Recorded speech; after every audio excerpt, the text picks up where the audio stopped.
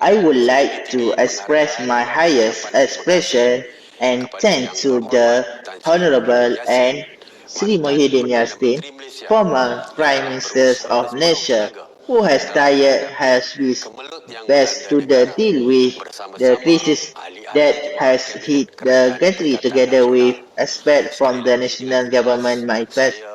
Once again, I sincerely thank you with a feeling of sensitivity and gratitude.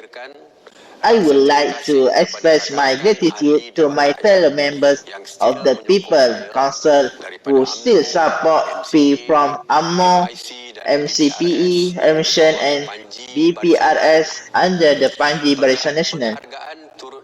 Expression was also given to the expert college with the people from BP, PM, PAS, GPS staff, BPS, DCPS was as the expert of the Independent People Council which made it possible for the formation the kingdom.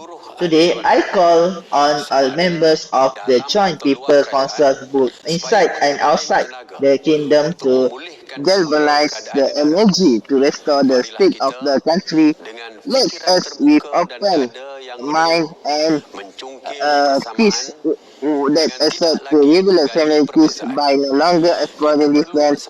We need to agree to save our family, namely the Malaysian family.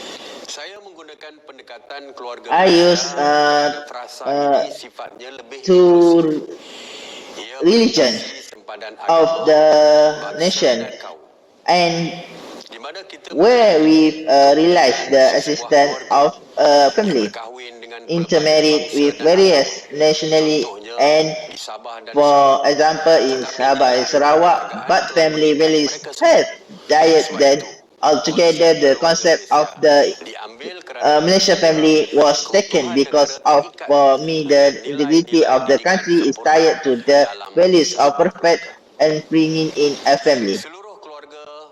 The entire Malaysia family that I love. We are as one family without considering the religion of the nation and each of you is like my own family, both you and all. We even compliment each other like body parts that need each other. I realize the assertion of misery and fatigue life is gripping us all. Some have lost their livelihoods. There are any who have lost their food supplies and quiet a few have been thrown away. But would understand the sweet and value of a bite of rice.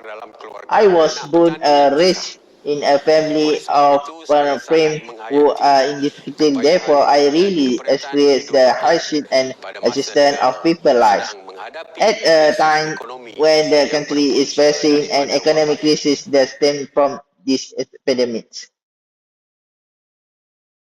That's all for me. Thank you.